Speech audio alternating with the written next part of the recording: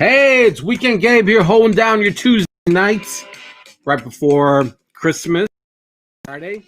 Hopefully everyone a great week. I know I am. I'm Weekend Gabe, holding you down. Give us a follow on the social medias at Weekend Gabe. Tonight's going to be a big show. Terence Randolph, a.k.a. Hustle Simmons, widely known around the city of Chicago and in these parts of the hip-hop community. It's going to be a really fun night.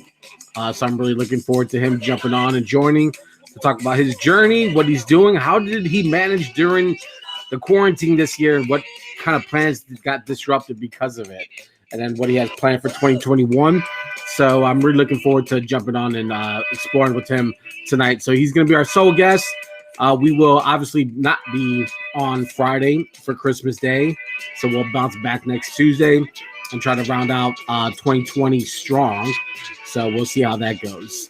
But in tonight's news that maybe Gabe only cares about, if you might have noticed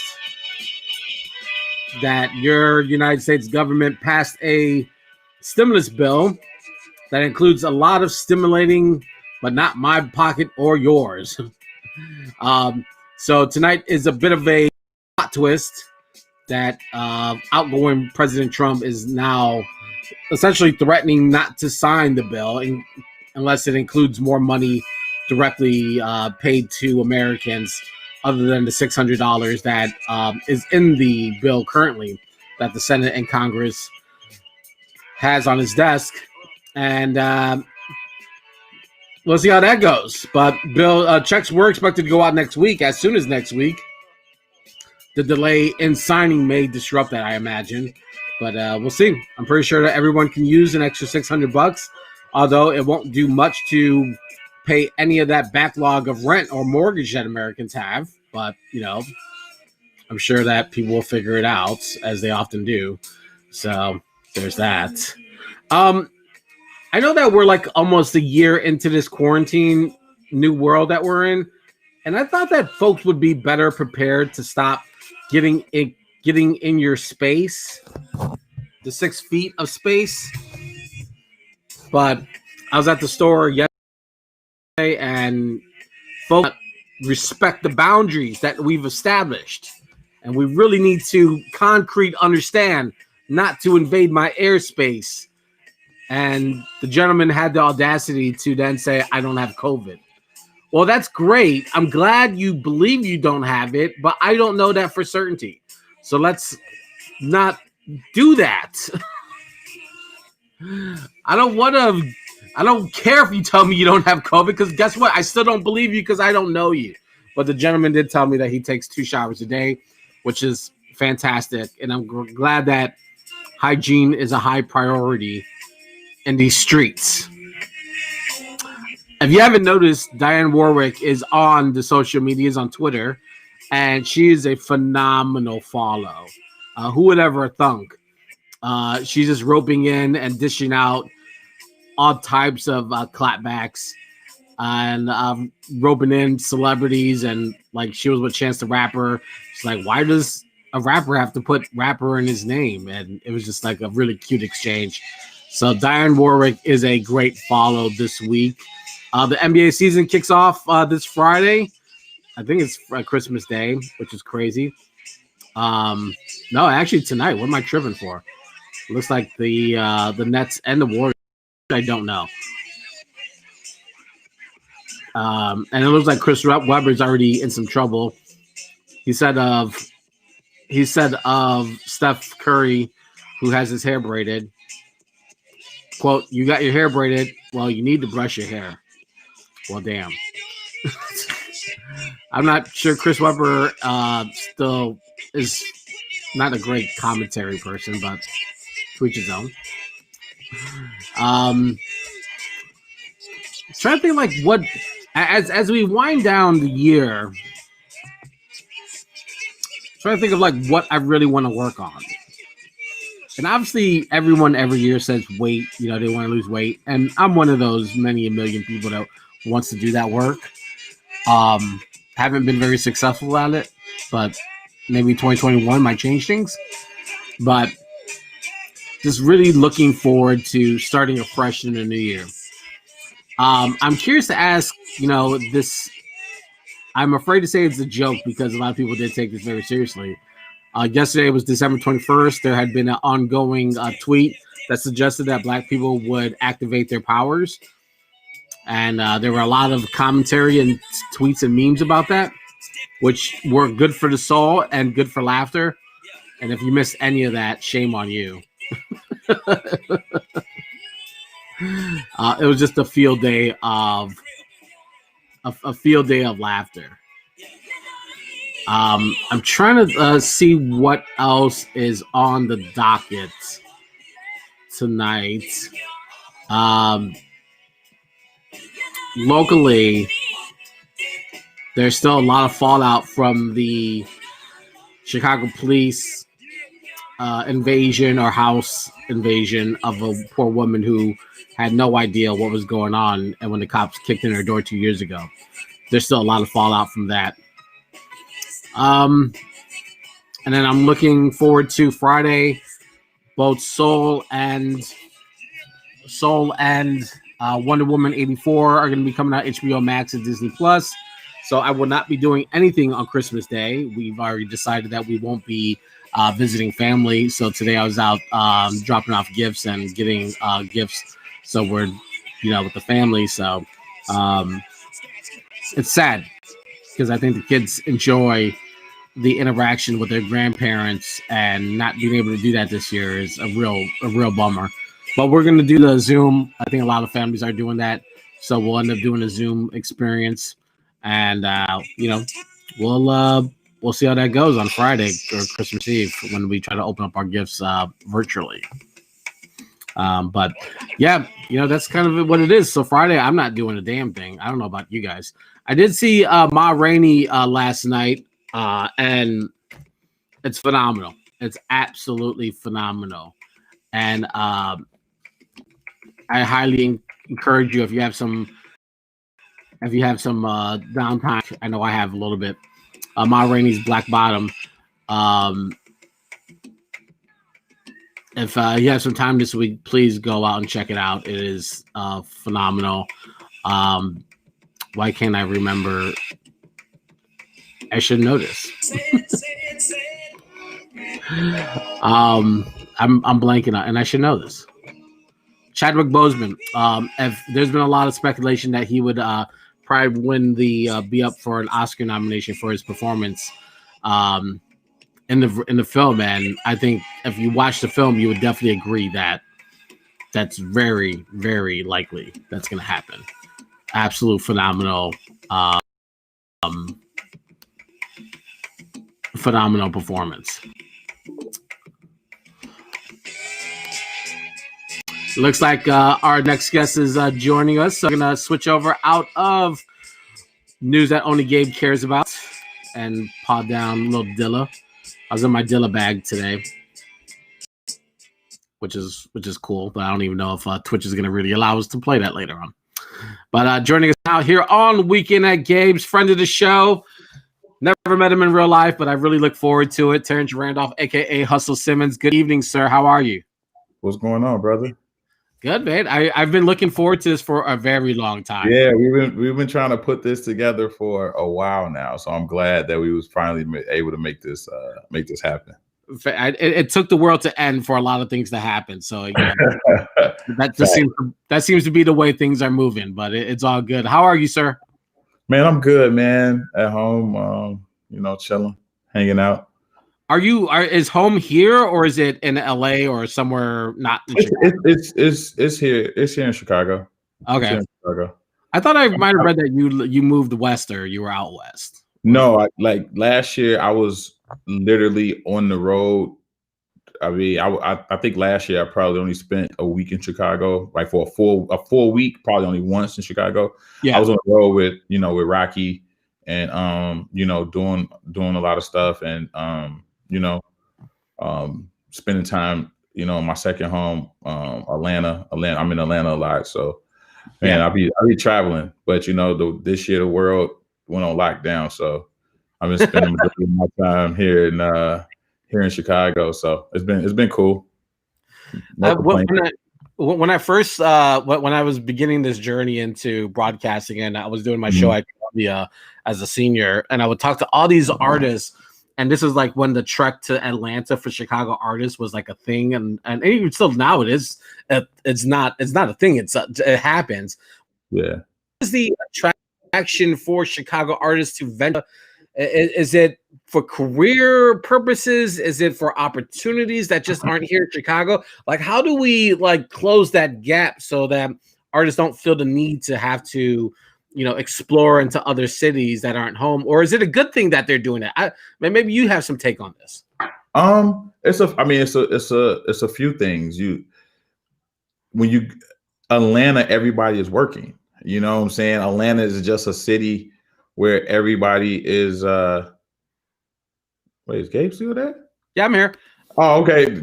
I was saying, I'm like, oh shit. Now I'm hosting weekend at Gabe's. It's the hustle show now.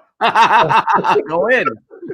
But no, I think what it is everybody in Atlanta is working. Everybody in Atlanta trying to get to the bag. Everybody in Atlanta trying to, be somebody. So for Chicago artists, we get to go down there and we get to be around other people with work ethic like us. You know what I'm saying? I think in Chicago, when you heavy into what you're doing, especially trying to be creative, trying to do stuff in media, trying to do stuff in music, trying to do stuff in fashion, a lot of times you're the oddball here in Chicago. Like you can't really find that many people that's like trying to do the same thing you doing and want to operate how you want to operate. They're out there, but it's just hard to find them. And sometimes you got to get away from Chicago to just go focus and stuff like that. Like I love Chicago. If you're born in Chicago, you just love Chicago. But there is a energy here that sometimes is not conducive to your health if you're trying to better yourself. And that's just what it is. And the thing about Atlanta, you go down there and you get it popping. You go down there and get in the studio. There's a million studios. There's record execs. There's a bunch of the people that's making things happen. And in Chicago, unfortunately, there are people that could make things happen. I could make things happen for artists in Chicago, just like some of these dudes in Atlanta make it happen for them. But it's, oh, he's capping, or, we're very cliquish. So sometimes they don't want to believe it. They don't want to rock with you. It is just like it is what it is. But Atlanta just, you go down there, the cost of living is cheaper. It's a different energy down there, man. And people just escape from Chicago to go down there to, have some different energy. So I just never understood that. There was always that the fake short shirt, Chicago hates you, or it's like it's like I just never understood why Chicago didn't become like an Atlanta or like a New York, where you see a lot of the I want to say the superstars, but like everyone kind of coming together and like uniting and building a concrete foundation to start new artists, and sort of like all the stuff that we read about, like with during the 90s, with Twister went through his contract stuff that derailed his career for years, and then like how we didn't, or artists of that caliber didn't kind of like learn from that and then build something to then uplift these other artists that later came along. And then so for us to have our own standing, so it didn't feel like it was necessary for anyone to travel outside for those opportunities. I mean, we're the third largest city. I mean, we have tons of resources here. It's mind blowing that never happened. I mean, it's deeper than just the music. It goes back to the beginning of the time, the Al Capone days. Like, we're a very segregated city. Our neighborhoods are based off of what your nationality is. You know what I'm saying? Like, you got Greek Town, you got Jewtown, you got, what I'm saying? You got Little Italy, you got Inglewood. Like, everything is so segregated. And then even when you look at the politics and everything in Chicago, a lot of our stuff is still rooted in, corrupt government and street shit. Oh, I don't know if I'm correct. Street stuff. So it's just one of those things where it's just like, that stuff still is going on. That's embedded in us. You know what I'm saying? We're taught to, I'm from the west side of Chicago, and you from the south side of Chicago, like, and we got to do all this instead of saying it don't matter what side we from, it's Chicago. You know what I'm saying? And so that just factor over into, you know what I'm saying, just, a lot of things are just, how we raise to survive. Yeah. That's one thing I say about Midwest people, but Chicago people, we have this amazing ability to figure stuff out and survive. Like, that's what we do. You know what I'm saying? Like, that's just what we do. And, unfortunately, when it comes to the music, we can't always see, our artists, blow up and become successful, and we get to touch them and we get to see them in person. You know what I'm saying? Chief Keef can't even come back to Chicago. You know what I'm saying? Like, Dirk and a lot of people don't even live in Chicago. I mean, really, and like, truthfully, when it comes to like Chicago rappers, that's like really pop, like that's somewhat popping. I mean, that still live in Chicago. I think Lupe still lives here. Twister still lives here. Rocky Fresh still lives here. Chance lives here, but lives other places too. So, that's really only 4 out of how many that's blown up. You know what I'm saying? So, trying to put the infrastructure here is just different. It's a lot of politics. There's a lot of red tape. It's a lot of, people that stand in the way of progression. And if they can't be a part of it, it won't be no progression. So we got to go around them, or we got to try to go over them, or we got to say, you know what? Let me go leave and go to Atlanta. Like, I take pride in, I was able to build my career living in Chicago. I really take pride in that, because I always felt like if I can't win living in Chicago, how am I supposed to win moving to New York if nobody know me? If I, like, you know what I'm saying? We're the 3rd biggest city. So, I just took a different approach, but it's just a lot of just,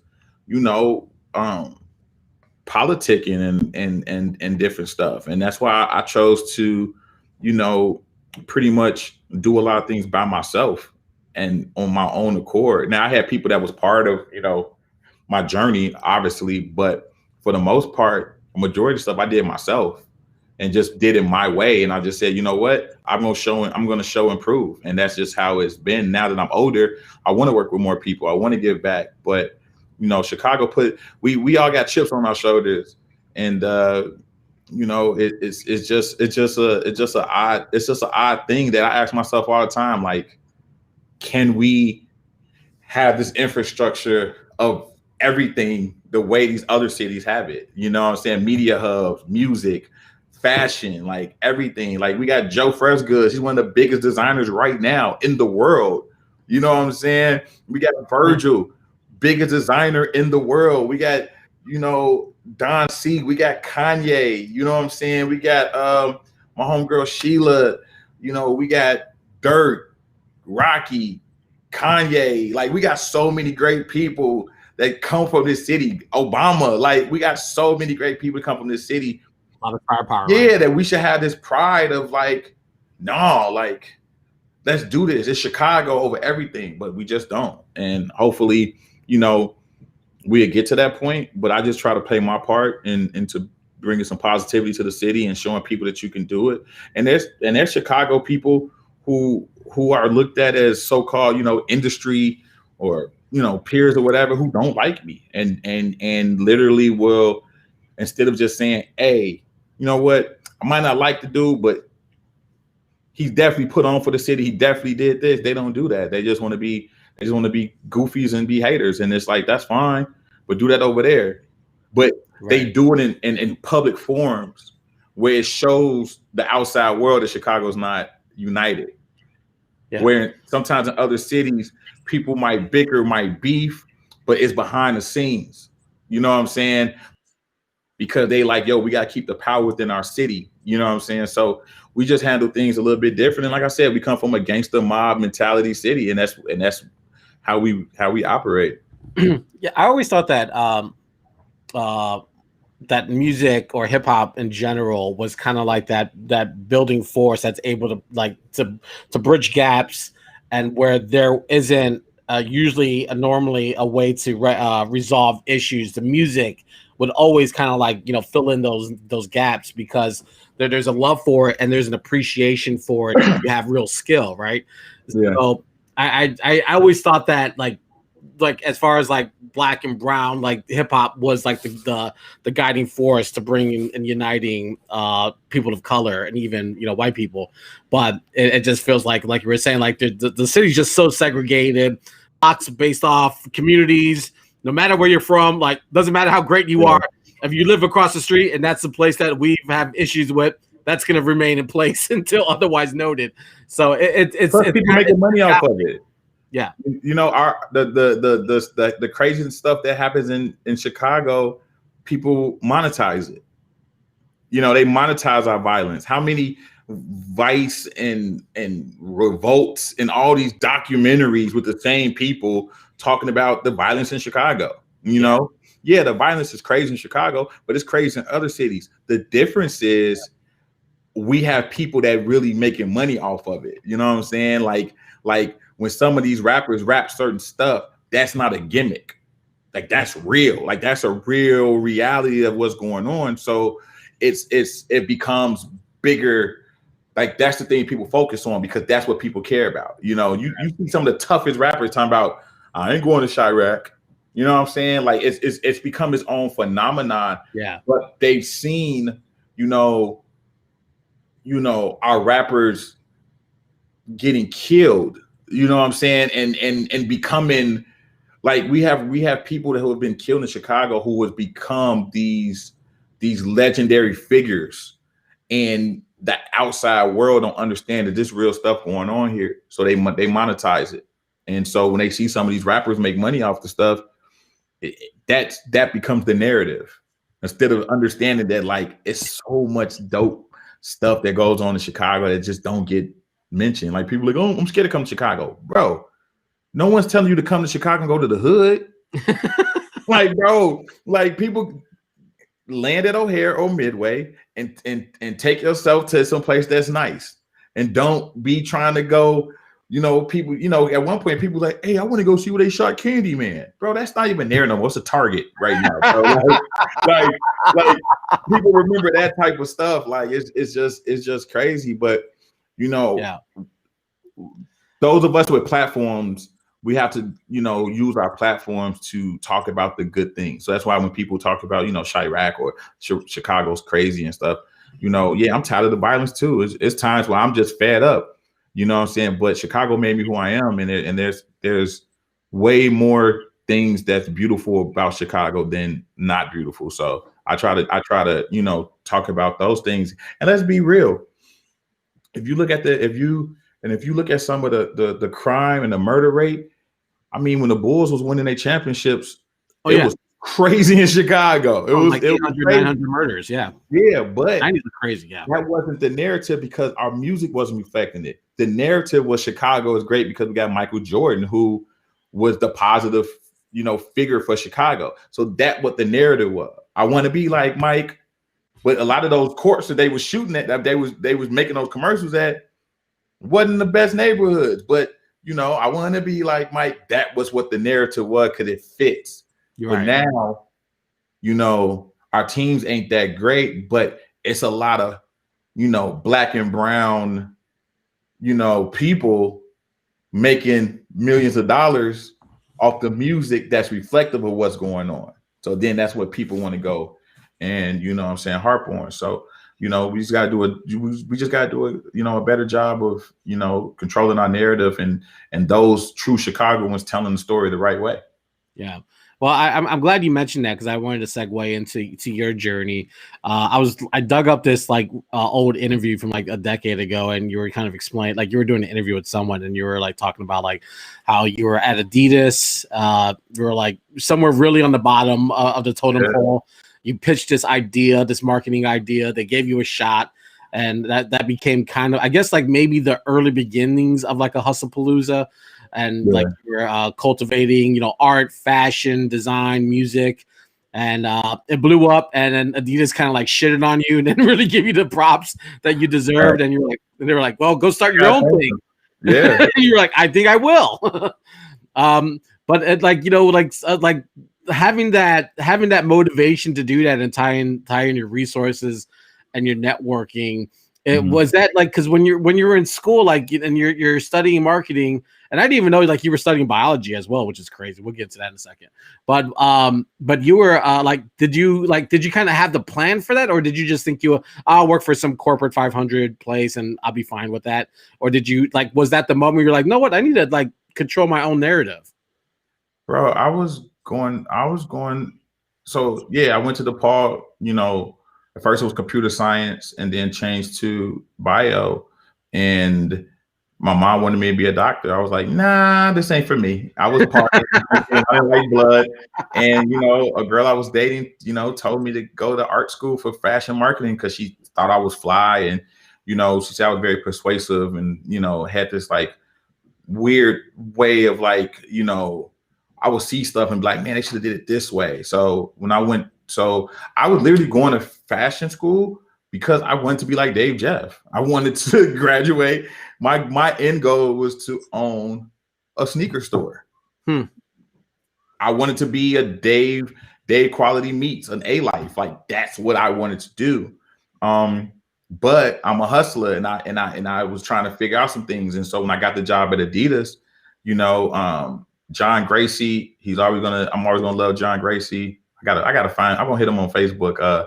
But he was a GM of the store, and you know, I came in there, and you know, I was basically a regular worker, and he was just like, yo, you know, keep working. I'm gonna help you and give you not a management job, but a marketing position. And while I was there, he was letting me create marketing plans and send it to corporate and stuff like that. And you know, let me do our 1-year anniversary, and I never looked back. And you know, that was kind of, you know, reflective of I was already doing parties and like mini concerts within my parties just to pay my tuition, and because the kids at art school didn't have nothing to do. So, you know, when they didn't give me my credit and they said, they made that sly remark like, you know, go do your own thing, start your own thing. I was just like, all right. Like, how do I start my own company? Because that's the thing, bro. Like, I help a lot of people, and I like to give more than I receive. Like, I like to help people. That's the whole premise behind Hustle Simmons. That's the whole premise behind Hustle Palooza. Like, I could easily, you know, put money together and get my homies and say, hey, let's book, you know, Ty Dollar right now. Let's give Ty Dollar $80,000 or $90,000 for a show. But that's easy. It's an art when you see the seed before it's planted and become that flower, when you see the beauty in that seed. And so my whole brand was based on giving the underdog, because I've always been the underdog, giving the underdog the shot. You know, even when I did that 1-year anniversary, the Adidas event, Adidas wanted Lupe Fiasco to perform, and rest in peace, my brother, DJ Timbuktu, to DJ. And I said no, because Lupe was already, you know, pretty much solidified, and Timbuktu was the dopest DJ in Chicago. But I said, yo, I got homies that we could put in that position. So we went and got Rhymefest, GLC, you know what I'm saying? My man Knowledge, that's right when he signed his deal with Kids in the Hall, you know. And then I told him, like, yo, I got this homie named Emmanuel who DJs. He go about $1 Million Mano. Let's get him to DJ. And so that kicked off my career, because I went and got the people that wasn't on their radar. Because a lot of times in this game, you know, unfortunately, you know, these white people in position to cut checks who, unless the cool come across their radar, they're not rocking with it. You know what I'm saying? So it's like, that's like me telling somebody like, yo, do something with Freddie Gibbs 4 years ago. And they're like, who's Freddie Gibbs? But now with him doing stuff, now it comes across. Now they nephew know who Freddie Gibbs is. Now it's cool.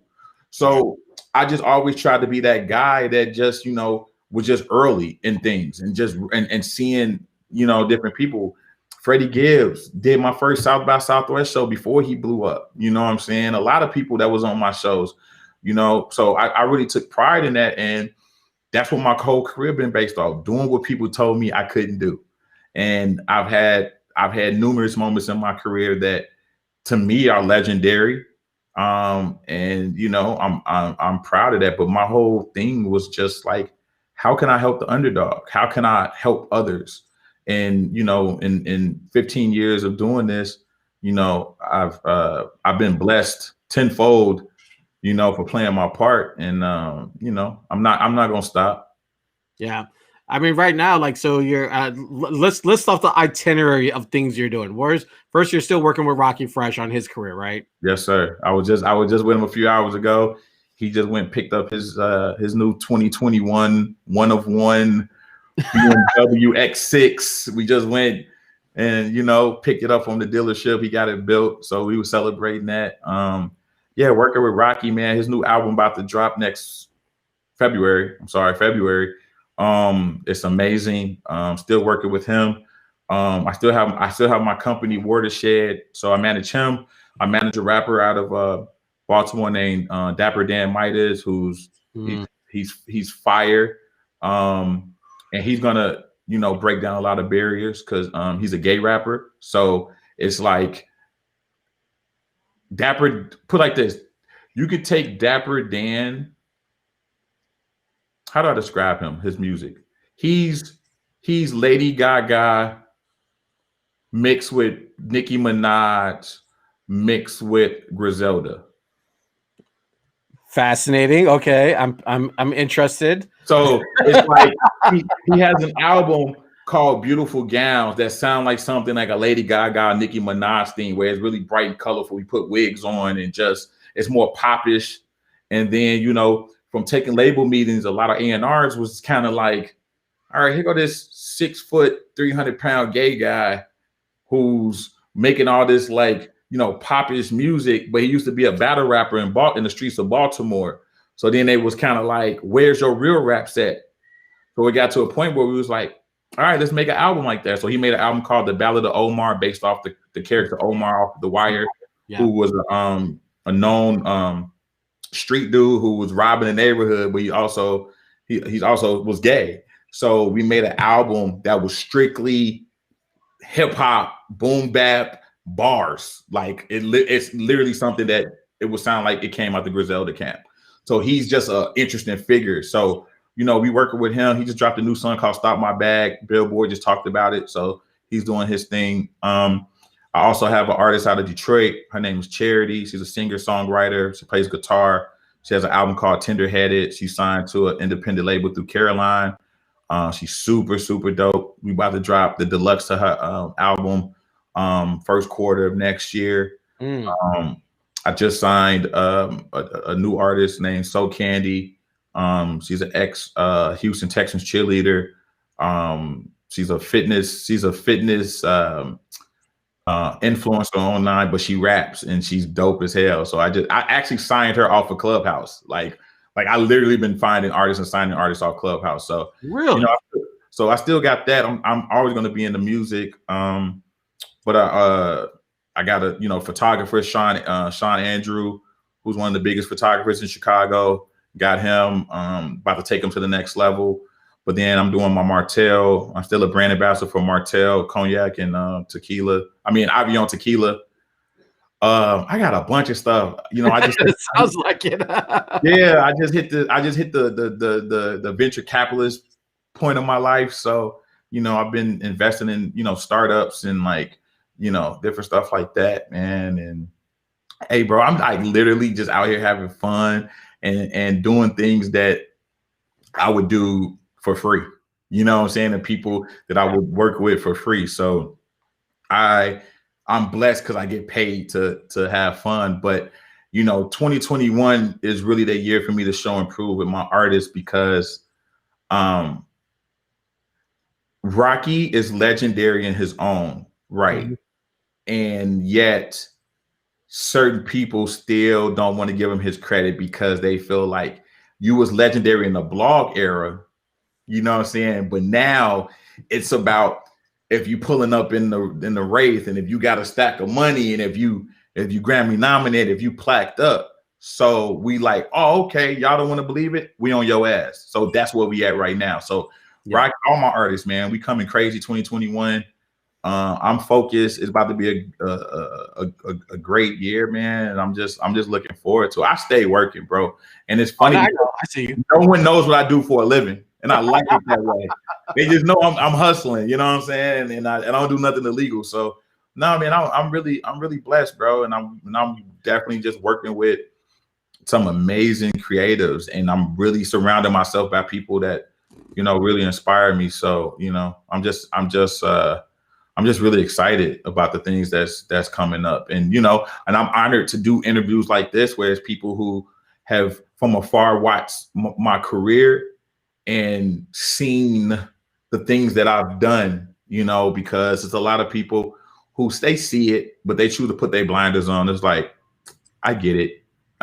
But, you know, I'm just doing a lot, man, and just staying busy and not letting the craziness of the world deter me from my goal. You know, I go through the same stuff that a lot of people go through, but I just choose to pivot, and I choose to, you know, believe in myself, and that's how I am. You know, if I had to go fight Floyd Mayweather tomorrow for $1 million, and I'll put that $1 million on me. That's just how I move. Like, I think I can knock Floyd Mayweather out. That's just how I'm wired. So I having that mindset gets me through a lot of tough times when it's like, you know, you feel like things ain't happening and stuff like that. And I just tell myself to just trust the process and remember where I came from and where I started. And so, yeah, I might be going through something right now that's tough, but bro, I was, you know, 23, 24 with $20 to my name, you know, with these dreams of this Hustle Simmons thing. And, you know, I've been around the world twice. I live good. You know, my bank account is nice. My daughter goes to a great school. All my family is straight. So it's just like, even though when things get rough, I just realize there's people out there that got it, you know what I'm saying, worse than me. So I just stay focused. So like, can I backtrack? Do I have 20 more minutes with you, by the way? Go for it. Let's go. We got 20 more minutes. I gotta watch my boy LeBron get his ring. All right, cool. You mentioned something about Rocky, which I think I need to touch on, because this is something I thought about as well. Is that he was, like you mentioned, he was very successful during the quote unquote blog era, which deserves its own interview in your experience during that. And I think the more people I'm talking to about the blog era, there needs to be a documentary about that time period, because there's so much lost music that people released, and all those links are dead, and all that music has just disappeared, which is a damn shame. But anyways, I did have some questions as a fan when he came back, and I was like, this is interesting. This could be, or we'll find out. And I don't think it panned out the way that he probably thought it was going to pan out, or at least the fans didn't think it was going to pan out. And I think that kind of stunted his career in some respects, right? And I think that now it's with you, and I'm pretty sure he's in great hands, that this is kind of like a second journey of his career with his independence. And but I didn't think that it was a great fit for him over there, just from knowing what his caliber of rhyming and the way that we've heard him on the mixtapes. I didn't think that was a great idea. But also, if a winning team is asking you to come aboard, you're not going to say no. So I understand the reasoning behind it. In retrospect, like what is, I don't know how much part you were in his career at that time, but in retrospect, how do you think that affected either negatively or positively his career?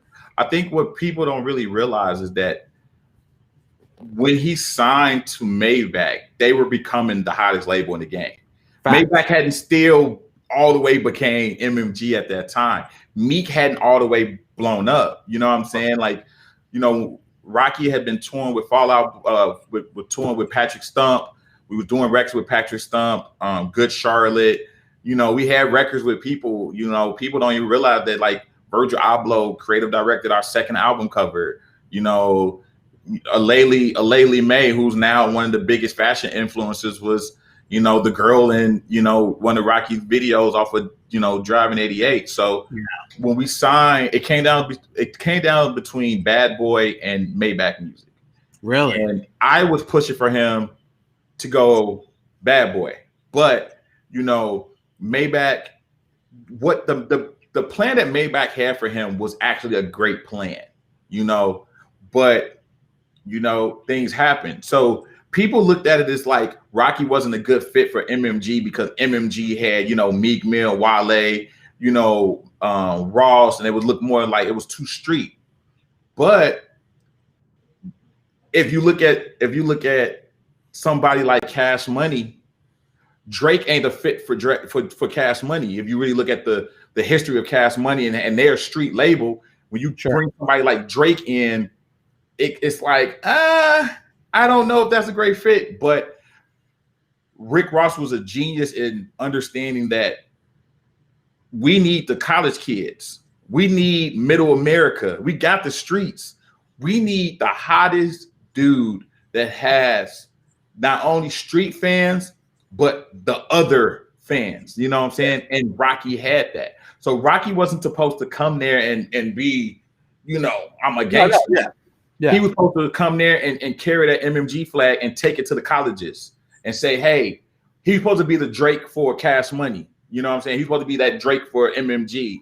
I would almost argue that he was probably like I would say, and there's a big statement, but Kanye to Rockefeller, like that wasn't necessarily. Yeah, that's even a good one. You know, the issue with that was, you know, Meek Mill drops the intro. I don't think a lot of people seen Meek Mill becoming the Meek Mill that he is today. You know, hold on, wait a minute, y'all. Like that song is gonna be a rap song forever. Like, you know, and you also got to understand being signed to another artist is different, you know. So when you look at somebody like a Cash Money, yeah, you might be signed to Lil Wayne, but you still got Baby over here controlling stuff. So with us being signed to MMG, it was just certain things that was just happening that he kind of got pushed down on the totem pole. And then with MMG moving from Warner over to Atlantic, and everybody know Atlantic signs a ton of artists, he kept getting pushed down. But he had records with Ed Sheeran before Ed Sheeran blew up. He had records with, you know, Chris Brown, and he was taking these records to them like, yo, bro, I have something here. They just wasn't focused on that because they had a form. They said, yo, this street shit is working. Let's stay here. So they didn't really see his vision.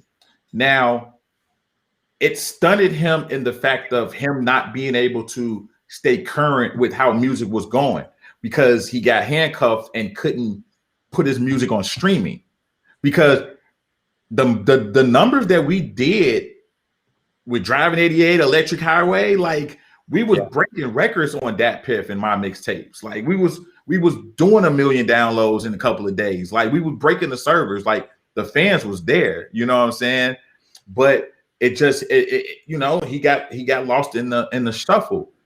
What came out of that though, his work ethic got even better. He learned the business. He had to grow up. That was his college years. He went to college and found himself because up until that point, he had things was clicking for him. He dropped 3 projects back to back to back, and now we're sitting up there having to tell Sean Puffy Cone that we can't sign to him. Like today, that was legendary. We was touring. We did 4 tours the year that we got signed. You know, so we got signed in June, and then in July we was on tour opening for Meek Mill for 5 or 6 dates. And then after that, Rocky went on a 40 city, 35 city Electric Highway tour. So he was doing his thing, you know, and even now, like he's been doing this for 10 years and he lives really good. Like he lives off his music. Like he has a great career. You know what I'm saying? He's one of them players like you look at the NBA and you'll be like, dang, that Mark's still in the league and he's still getting rings and he's still getting money. Like he's that. The thing is, at the end of the day, you know, I put his bars up against a lot of these new dudes, period. and his creativity. We just live in a day and age where people they're into like the shiny stuff and the plaques and everybody collabing and doing stuff like that. But he's about to shock a lot of people this year. Like this year is going to be crazy. He got some records tucked that going to come out, and you got to also understand, we was young going into the MMG, and then it was a machine. Now that he's not there, we had to learn how to be independent. So it took us going to Rostrum. It took a couple years for us to learn those things that we never had to do, clear records and admin stuff, like make sure our publicists and everything is up to par. Right. So we took these last couple years building up, stockpiling records, learning the business, making those connections and stuff like that. So now, we got 2 clips where, like, if the crazy part is Rocky can drop a project every month for the next year if he wanted to. That's how much music we got. Like literally we put a studio in his house and he records every day. We have a personal engineer, Rocky don't write his raps. He's never wrote his raps. You know what I'm saying? He literally freestyles everything. Like really? He don't write anything. And so, people sleep on him, but they gonna know. But the crazy part is when we out there in the streets, some of your favorite rappers, some of your favorite execs, when they see Rocky Fresh, they bow to him because he kicked over certain doors that the Vic Mensahs and the Chance the Rappers and some of these new artists that's not street and different are running through. Rest in peace, Juice WRLD. Juice WRLD did Nardwuar. Look how many rappers came from the school home with Flossmore. You know what I'm saying? And before Rocky, the only rapper they knew was Shauna. But then when Rocky did it, all those kids, you got the Fem Dots, you got the Juice WRLDs, you got Queen Key, you got Ashley Banks, like you got so many rappers. So he's legendary in his own right. And this year he's going to show and prove and really shock a lot of people. So, when you're really good, you're gonna hit your ups and downs, but you always gonna be in the game. And Rocky is just one of those people. But it's a lot of people didn't transition well coming out the blog era going into streaming. It's just what it was because people fought streaming. They fought it. Rocky didn't want to fight it. Rocky was with it because Rocky's a young dude. Rocky was just ahead of a lot of the people. And he was in a fortunate situation where the labels was not rocking with streaming at that point, and he had to take those bullets. But now it's on and popping. He got videos coming out, bro. He stockpiled. Like it's ugly. Records with Chris Brown. He got records with everybody. Like, bro, it's a record that's gonna come out. I can't say who's on it, but Rocky's on it with another Chicago legend and another rap legend. And when it comes out, it's gonna go super crazy. It's gonna go crazy on TikTok. It's nuts. It's really like it really felt like it's like a posse cut, but it's legendary. So people gonna see what it is. And I say this, Rick Ross is probably one of the best CEOs you can be around. It didn't work out how we wanted to as far as like becoming a bigger star, but the game that Ross gave us, and especially Rocky, the rooms that he helped Rocky get in, the way he fought for Rocky, like, bro, Ross is legend, bro. Like, Ross is legend. I think a lot of people don't know that about him. Like, he's one of the best dudes that I've ever met in the music business. So, yeah. Before I let you go, what is it like to say no to Diddy? Stressful. Very, especially because we wasn't supposed to sign with MMG that day. We were supposed to fly out to kick it with Diddy the next week at a Floyd Mayweather fight, and the business worked out, and Rocky was ready to go. So we were literally sitting in Music Garage playing video games in the studio. Ross sent out a tweet like, "Me, Rocky Fresh, DJ Clue at Club Perfections tonight," and it's like 3:00 in the afternoon. We're like, "Yo, what?" And then next thing you know, Rocky get a call. It's a flight in his email. He flies from New York, meet up with Ross, and the picture hits the internet, and he's MMG, you know. But that's part of his legacy. Like, it ain't many people that could say, I turned down Diddy. You know what I'm saying? Like, we was in a bidding war. We was in a bidding war between Bad Boy, Warner, MMG. I mean, he had record deals on the table, but to sit up there and you got to go between Rick Ross, who's becoming the hottest label and the hottest exec in the game, and Diddy, who's legendary. Sure. You know what I'm saying? Like, and at that time, Puff was trying to sign Rocky. He was trying to sign Rocky and The Weeknd at the same time. So that's who, because he had King Los. He had just signed French Montana, and French Montana did kind of like a joint situation between MMG and Bad Boy, and he had my brother MGK. So he was putting together a team, but you know, Rocky went his way. You know, The Weeknd did what The Weeknd did, and that was pretty much the end of, you know, Puff really being hands-on and signing artists. And Puff just, you know, got into his revolt and went even crazier with Ciroc. And it's love, man. You know, Puff got a lot of love for Rocky. Ross got a lot of love for Rocky. A lot of people, because Rocky is really a stand-up dude and a businessman. And honestly, I can honestly say, like, in the last 10 years, there's doors that I would not have been able to go through if it wasn't for me, you know, managing, you know, Rocky Fresh and working with Rocky. So, you know, Rocky, you know, had the crew hanging out with John Mayer and the Olsen twins. Like, that's the thing. People talk that rock star lifestyle. They don't really understand some of the stories. Like, you know, right before we went on lockdown for quarantine, we was in LA in the studio, me, Rocky, Chris Brown, Anderson .Paak, Sid from the internet, Gashi, Rocky lived a legendary lifestyle that we don't post a lot, but understand, like, in the music game, Rocky is very well respected by, you know, his peers and the execs and people out there. So, you know, and Rocky shows you that, like, yo, just because you ain't, you know, all the playlists or charting, you can still have a career and still eat off your music. Rocky gonna eat off his music for the rest of his life, and that means more to me than anything. The plaque's gonna come, all that stuff gonna come, but the fact that his skills and his business sense and our team got him in a position that his grandkids are gonna be able to eat off his music, like, right, that means something to us, because a lot of these rappers are broke and can't eat off their music like that, and he don't owe nobody anything. You know what I'm saying? So, you know, we ain't tripping. You know, we out here. We gonna get it. And he dropping the album in a couple of months. That's gonna be dope. But when people hear this Electric Highway 2 album, it's gonna be crazy. Electric Highway 2 is gonna be crazy. Like, that's gonna be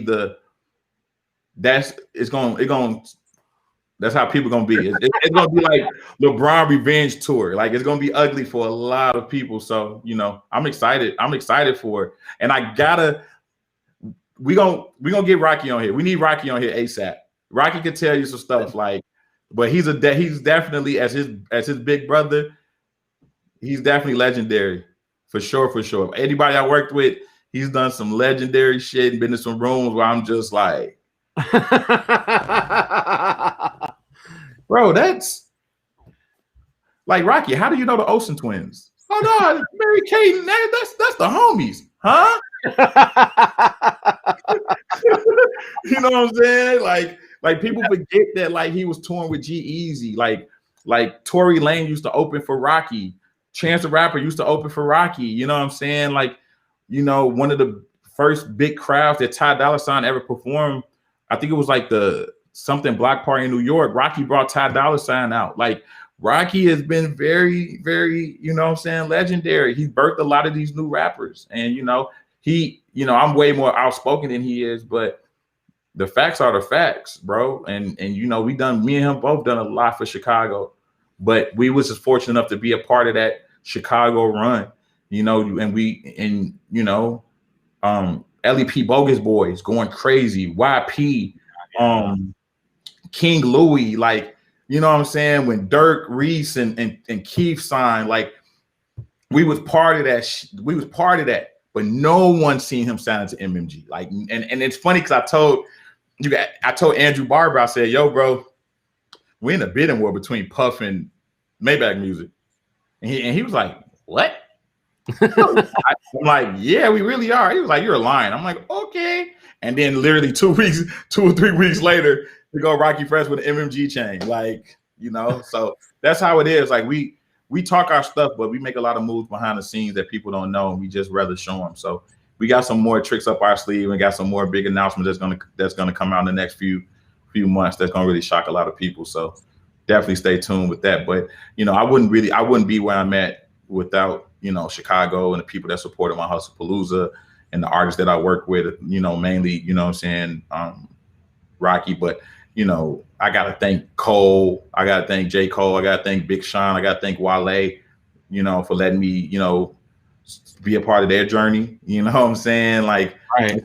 It's a lot of artists that I can thank. You know, I got to thank LeBron and Rich Paul and my 8081 homies for letting me be a part of, you know what I'm saying, their company and doing some crazy stuff. Like, I've been able to do some crazy things in my career, but, you know, working with Rocky and just, you know, putting my blinders on and staying true to who I am allowed me to like really do some crazy stuff, because there was a lot of people telling me it wouldn't work.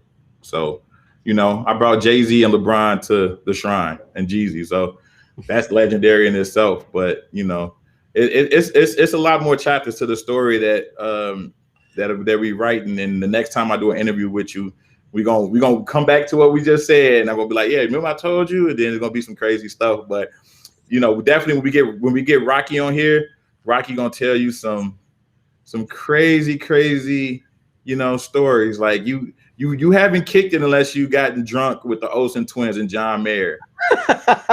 You know, you haven't really kicked it until Ed Sheeran poured a cup of Jameson with you. You know what I'm saying? Like, it's certain things that you just, you know, it's just, yeah. You know, I dance battled Chris Brown at drunk one night, and I wouldn't have been able to do that if it weren't for Rocky. You know, I didn't win the dance battle, but how many chances do you really got to kick it with Chris Brown in a Latin club with no security, drunk? And I looked at him and said, I don't know if you know Latin dances. Let's battle. But it's Chris Brown. He's the Michael Jordan of that. He cooked me. But that's my dog, though. That's my dog. Thought you were taking advantage of him. He's like, nah, I got this. Bro, I literally did. I you know, I was like Rain Man. I was like, Latin club. I'm drunk off beer. I can win this. And I was doing, and Chris Brown was, you know, he's athletic and shit. He's like the Matrix. And Rocky was sitting there looking at me like, I might have to fire Hustle as my manager. But, you know, I held my own, and it's good. Like, Chris Brown, like, that's one of our biggest allies. Chris Brown loves Rocky. That's family. Chris Brown whole squad. Chris Brown's a genius, and man, we're just blessed. All right, well, I want to get you out of here so you can see LeBron get his ring tonight. But man, thank you so much for giving us your time, Hustle, man. Nah, have me back, bro. We've been supposed to do this, man. We're gonna do it again. Like, I wanna let's try to get Rocky on here like the first or second week of January. Whenever you want to do it, let's set it up. Whenever the album comes out, so we have something to talk about. That'd be great. Oh yeah. So we'll do that in like February. But it's definitely gonna be dope. You know, I'll send you some records early so you can kind of see, you know, saying where we at. But it's a good time. Exclusives are always really good. You know, you feel me? When you see this record that Rocky featured on with these two people, I'm excited to hear what this sounds like, because you're building it up, and I'm really excited. So it's really crazy. It's really crazy. It's really crazy.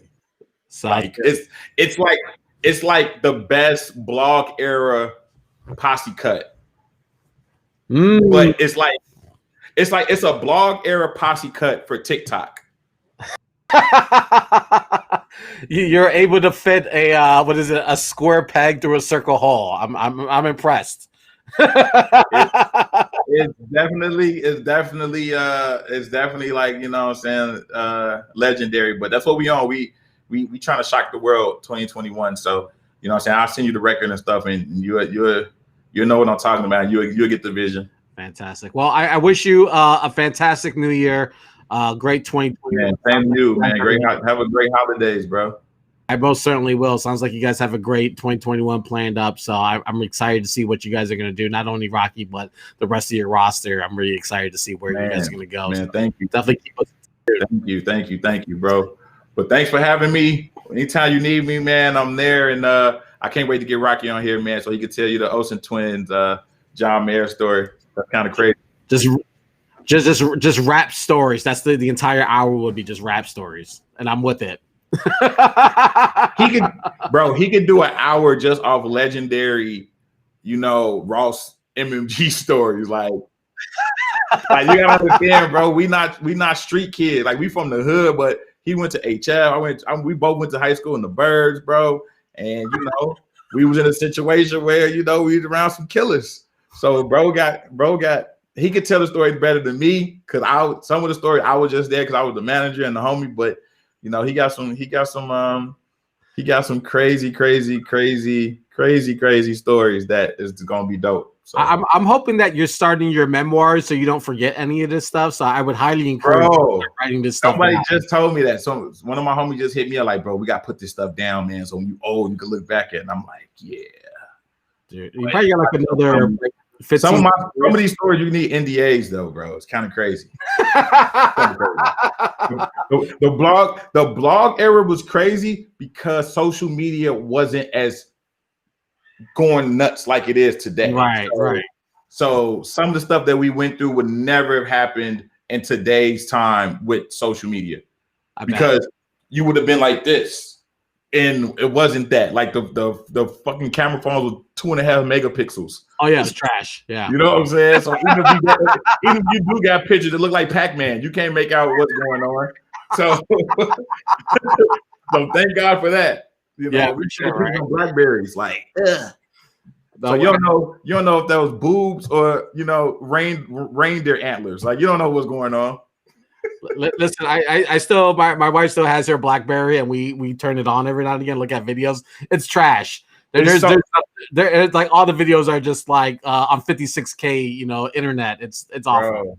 The stuff that has the memories that we can't post because of crappy megapixels / media share and all and photo buckets and twit pics and all those links going down. Yeah. Very sad. So someone has to recover that. I don't know how that's ever. Anyways, that's a conversation for another day. Let me get you out of here. Thank you so much. Enjoy the rest of your holidays. Happy New Year. And let's check in when Rocky's about to drop. And I'd love to have you guys back on. My man, I got you. Thank you, bro. All right. Enjoy your night.